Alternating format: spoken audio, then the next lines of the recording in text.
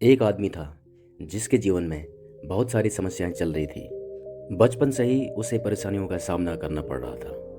उसके पिता गुजर चुके थे और बचपन से ही पूरे परिवार का बोझ उसके सिर पर आ चुका था और बड़े होने पर समस्याएं और बढ़ती रही। एक दिन किसी के कहने पर यह आदमी एक प्रसिद्ध संत से मिलने गया। इस आदमी ने संत से कहा कि मुझे आप अपना शिष्य बना लीजिए क्योंकि मैं परेशान हो चुका हूँ। तो संत ने कहा, ठीक है, मुझे अपनी परेशानी बताओ।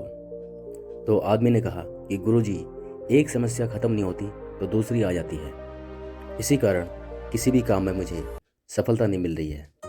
गुरुजी ने कहा, ठीक है, मैं तुम्हें तुम्हारी समस्या का हल बता दूंगा, अभी तुम मेरे साथ चलो। गुरु इस नए शिष्य को लेकर नदी किनारे चले गए। किनारे पर पहुंचकर गुरुजी ने कहा कि हमें यह नदी पार करनी है। ये बोलकर वहीं खड़े हो गए। शिष्य भी गुरु के साथ खड़ा हो गया। कुछ देर बाद शिष्य ने कहा, गुरुजी, अगर हमें नदी पार करनी है तो हम यहाँ पर क्यों खड़े हो गए? तो गुरुजी ने जवाब दिया कि मैं इस नदी का सूखने का इंतजार कर रहा हूँ। जब यह नदी सूखेगी तो हम इसे आसानी से पार कर लेंगे। शिष्य को आश्चर्य हुआ।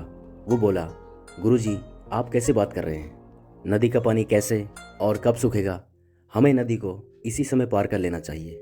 गुरुजी ने कहा, मैं तुम्हें यही बात समझाना चाहता हूँ। जीवन में भी समस्याएं आती ही रहेंगी, हमें बिल्कुल भी रुकना नहीं है, लगातार आगे बढ़ते रहना चाहिए, तभी तो हम उन्हें हल कर पाएंगे।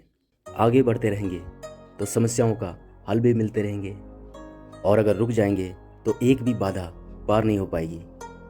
शिष्य को गुरु की बात समझ में आ गई और उस दिन के बाद उसकी सोच बदल गई।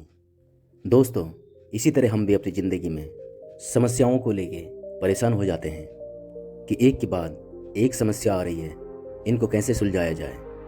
हम जितना सोचते रहते हैं उतनी ज़्यादा परेशानियां हमारे सामने आती रहती हैं, और अगर आप ऐसे ही सोचते रहेंगे तो परेशानी कभी ख़त्म नहीं होंगी। हमें इन सब को भूलकर आगे बढ़ते रहना चाहिए।